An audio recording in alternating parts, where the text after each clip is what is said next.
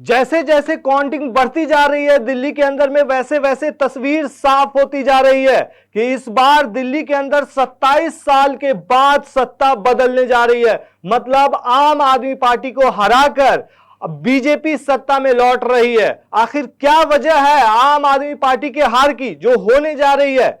इन्हीं सब मुद्दों पर बात करने के लिए हमारे साथ जुड़े हैं आम आदमी पार्टी के नेता हरिओम प्रभाकर। कैसे हैं आप? जी सर, नमस्कार सर। नमस्कार, कैसे हैं आप?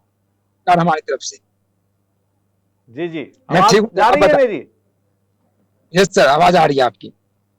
तो कैसे, मतलब क्या हो गया, क्या हालात है, क्यों आम आदमी पार्टी हार रही है? अभी आप इतना जल्दी नहीं कह सकते कि आम आदमी पार्टी हार रही है, क्योंकि अभी जो मतदान काउंटिंग चल रही है उसके अंतर्गत आप देखेंगे कि जहां कहीं भी आम आदमी पार्टी कम से कम 10 सीट ऐसे हैं जहां पे कम से कम 500 वोट से पीछे चल रही है।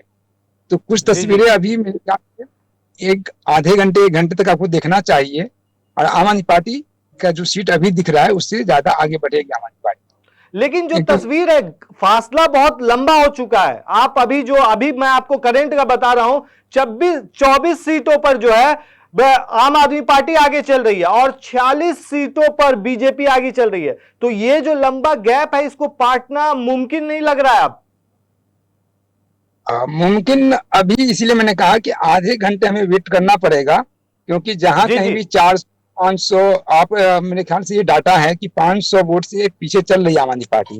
कई सारी जी सीट है जी, इसमें अरविंद जी बहुत ज्यादा वोटों से पीछे नहीं चल रहे हैं, कम वोट से आप पीछे चल रहे हैं। इसका मतलब ये हुआ कि अगर 2 राउंड का काउंटिंग होती है उसमें ये जो 500 वोट का फासला होता है उसमें आप कवर कर जाते हैं।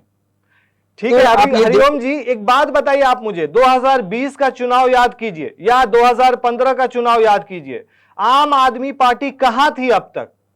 पिछले बार का देखेंगे, अगर 2015 का ही देखिए पहले, तो उस टाइम में 67 सीटों पर जीती थी। उसके बाद 2020 में 62 सीटों पर, और अभी तक तस्वीर साफ हो चुकी थी कि आम आदमी पार्टी की सरकार बनने जा रही है।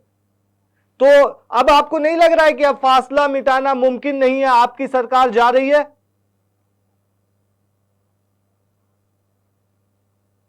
हरिओम जी,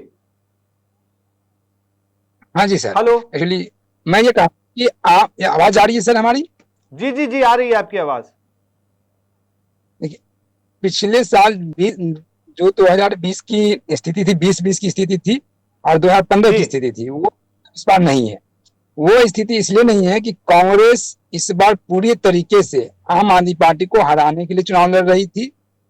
कांग्रेस इस बार भाजपा के साथ कदम ताल मिला के चुनाव लड़ रही थी। अगर आप देखेंगे तो कांग्रेस के जितने भी दिग्गज उम्मीदवार हैं वो सीधा और जी सीधा आम आदमी पार्टी के जितने दिग्गज उम्मीदवार है उनके खिलाफ चुनाव लड़ रही है। इसका मतलब वो चुनाव जीतने के लिए नहीं लड़ रही थी। कांग्रेस चुनाव इसलिए लड़ रही थी कि आम आदमी पार्टी को हर हाल में हराया जाए। तो अगर आप देखेंगे, चूंकि कांग्रेस का वोट परसेंटेज बढ़ता हुआ दिख रहा है, तो कांग्रेस जी, कांग्रेस का जैसे वोट परसेंटेज बढ़ेगा, वो आम आदमी पार्टी का वोटर है जो कांग्रेस का भी वोटर रहा है एक जमाने। उसी वोट को कांग्रेस ने काटा है और आम आदमी पार्टी उसी वजह से हार रही है। इसका मतलब ये, तो मैं ये नहीं कहता हूँ कि कांग्रेस चुनाव नहीं लड़ना चाहिए, मैं फिर ये कह रहा हूँ कि कांग्रेस जहां उसे लगता कि हम जीत रहे हैं तो ठीक है, अच्छी बात है, आपको जीतना चाहिए, उसको लड़ना भी चाहिए। लेकिन एक भी सीट ऐसा नहीं कि कांग्रेस लेकर आ रही है। तो आप देखें, केवल वोट काटने की स्थिति में ही कांग्रेस है और उसी से आम आदमी पार्टी की हार हो रही है। दूसरा कोई फैक्टर मुझे नजर नहीं आ रहा है। तो क्या मेन वजह क्या रहा? आखिर इंडिया के बैनर के तले आप लोग साथ आए थे। इंडिया गठबंधन जब बना था उस टाइम में हरियाणा में आप लोग साथ लड़े लोकसभा चुनाव में, लेकिन उसके बाद ऐसा क्या हुआ कि दिल्ली में बात नहीं बन पाई? ऐसी तो नहीं है कि आपको पता नहीं रहा होगा कि अगर कांग्रेस अलग लड़ती है तो इसका नुकसान आम आदमी पार्टी को होगा? ये तो जो शीर्ष नेतृत्व है उनको देखना होता है, जैसे राहुल गांधी जी जी जी देखेंगे। इसमें यह है कि आप देखेंगे कि दिल्ली के अंदर कांग्रेस 0 पे थी, आम आदमी जी पार्टी 62 सीट यानी 62 सीट इनके पास था। जब गठबंधन होगा तो उसी के अनुपात में गठबंधन होगा। कांग्रेस इस जी। अनुपात के अकॉर्डिंग सीट मांग नहीं रही थी, सीट उनको ज्यादा चाहिए था, तो गठबंधन इसी वजह से टूट गई यहाँ पर।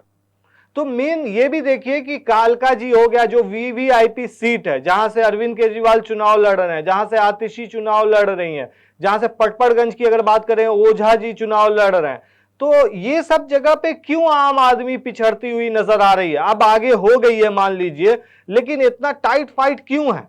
क्या वहां की जनता में असंतोष है? देखिए, जनता में असंतोष होगा तो भारी, जो जो कह सकते हैं कि बहुत ज्यादा मार्जिन से हम पीछे होते या बहुत ज्यादा मार्जिन से भाजपा जीत रही होती। लेकिन आप जी देखेंगे कि कांग्रेस के दिग्गज उम्मीदवार हैं, अलका लांबा कालका जी से चुनाव लड़ रही हैं, जिनका उनका जी सीट था चांदनी चौक। चांदनी चौक जी से ना लड़कर वो कालका जी इसलिए लड़ने जाती है ताकि ज्यादा से ज्यादा माहौल को बनाया जा सके, आम आदमी पार्टी के खिलाफ माहौल बनाया जा सके और उसका फायदा सीधा भाजपा को मिल सके। और इसी वजह से संदीप दीक्षित जी नई दिल्ली से चुनाव लड़ रहे हैं, जबकि उनको कहीं और से भी लड़ सकते थे, ऐसी बात नहीं है। तो ये जो टॉप जो लीडर होते हैं, जो मुख्य लीडर हैं कांग्रेस के, सारे मुख्य लीडर के साथ ही चुनाव लड़ रहे हैं ताकि उनका वोट ज्यादा से ज्यादा काटा जा सके। जितना काट मेन मुख्य जो मेन लक्ष्य कांग्रेस का और भाजपा का दोनों का लक्ष्य है आम आदमी पार्टी को हराना। बाकी जो एजेंसी है वो तो है ही, चुनाव आयोग भी उसमें एक रोल अदा करता है कि कैसे चुनाव। आम आदमी पार्टी की तरफ से जो भी शिकायतें की जाती है, चुनाव के दौरान शिकायत की जाती है या उससे पहले शिकायत की जाती है, जैसे जी भाजपा जी ने पैसा बांटा, जो भी इस तरह की शिकायतें हुई है उस पर चुनाव आयोग ने कोई संज्ञान नहीं लिया अभी तक। तो ये तीनों चुनाव आयोग संस्था, इसके बाद कांग्रेस प्लस भाजपा, ये सब मिलकर आम आदमी पार्टी के खिलाफ चुनाव लड़ी है, जिसका ये परिणाम। तो क्या लगता है आपको आने वाले टाइम में आम आदमी का अस्तित्व ही मिट जाएगा? अस्तित्व कैसे मिट जाएगा? पंजाब में आम आदमी पार्टी की सरकार है, गोवा में 2 विधायक है, गुजरात में 5 विधायक है, राष्ट्रीय पार्टी है, चुनाव में हार और जीत तो लगी रहती है, अस्तित्व लेकिन मिट नहीं दिल्ली सकता। आपके हाथ से जा रही है ना, दिल्ली में एमसीडी आम राजधानी। आदमी पार्टी के पास है, दिल्ली में एमसीडी अभी भी आम आदमी पार्टी के पास है। और इस बार जनता ये समझ जाएगी कि कांग्रेस, थोड़ी से जनता कंफ्यूज हो गई थी, जो कांग्रेस जिस तरह से जो इनके टॉप लीडर थे और चुनाव लड़ रहे थे खैर आम ये आदमी बात पार्टी तो सही है आपकी, कांग्रेस और आम आदमी पार्टी के बीच में वोटों का ध्रुवीकरण तो हुआ है। हुआ है। मुस्लिम वोटर भी डिवाइड हुए, मुस्लिम वोटर भी आप बिल्कुल देखेंगे कि उनका डिवीजन ही आम आदमी पार्टी को हरा रहा है। जैसे आप डिवाइड होंगे वैसे ही भाजपा निकल जाएगी। अब जी बिल्कुल। तो डिवाइड करना इतना मुश्किल नहीं है, जनता इस बार समझ जाएगी कि देखो हम बटे हैं, इसका परिणाम उनको भाजपा के रूप में मिला है। तो अगली बार जब भी चुनाव होगा वो इस बात को समझते हुए ही वोट करेंगे। जहां उनको लगेगा कि आम आदमी पार्टी जीत रही है तो फिर वो डिवाइड नहीं होंगे, वो सीधा या तो आम आदमी आपको ये पार्टी को नहीं वोट लगता है कि करेंगे। दिल्ली के काफी मुद्दे भी ऐसे हैं जिसकी वजह से भी जनता का जो विश्वास आम आदमी पार्टी पर से उठा है? जिस तरीके से पॉल्यूशन का मुद्दा हो गया दिल्ली के अंदर में, वाटर क्राइसिस हो गया और ईडी के छापे पड़े और जेल में जाना पड़ा केजरीवाल को, ये सब भी वजह नहीं हो सकती? आपको नहीं लगता है?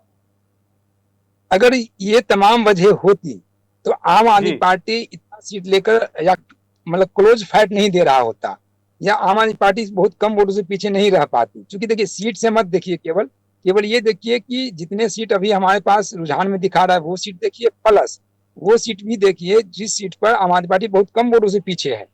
अगर इतनी नाराजगी होती तो 400, 500, 1000 वोट से हम पीछे नहीं होते। इसका मतलब हम 5-5 हजार वोट से, 10-10 हजार वोट से पीछे होते। तो आप समझिए कि जनता नाराज होकर के भाजपा को वोट की है, जनता नाराज जी होकर जी वोट नहीं बिल्कुल। की है। जनता ने जो वोट किया है वो इस पे उनको लगा कि कांग्रेस भी थोड़ी सी मजबूत है। उस कंफ्यूजन में उसने कुछ कांग्रेस को वोट दे दिया, वो डिवीजन हुआ है, जिस वजह से आम आदमी पार्टी की अपनी ये स्थिति है। नहीं तो आप 40 प्लस तो कम से कम आम आदमी पार्टी को आप देखते, बहुत कम वोटों से अंतर है आम आदमी पार्टी की जीत और हार में।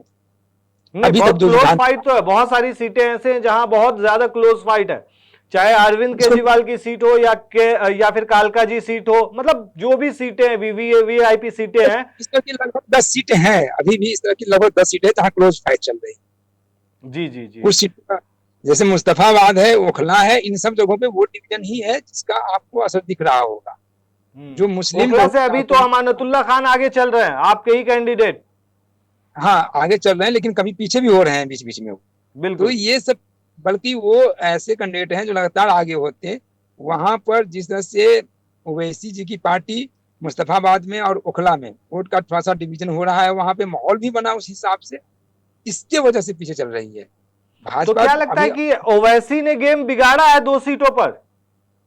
ओवैसी ने भी बिगाड़ा है, कांग्रेस ने भी बिगाड़ा है। मतलब ये सब आम आदमी पार्टी चारों तरफ से घिर गई। बिल्कुल कह सकते हैं। ओवैसी को तो कहा ही जाता है कि भारतीय जनता पार्टी की बी टीम है। अगर उनको लड़ना ही है, जीतने के लिए लड़ना है, तो उनके पास और सीट है, मुद्दों पे लड़िए। सीट पूरी दिल्ली में चुनाव लड़िए, किसने रोका है? लेकिन वो जी जी उसी सीट पे बिल्कुल। लड़ते हैं जहां पे लगता है कि यहाँ पर लड़ने से थोड़े से भाजपा को भी फायदा हो। लेकिन वो अब तो बाबा बुलाते हैं अमानतुल्लाह खान को कि वो लीडर नहीं डीलर है।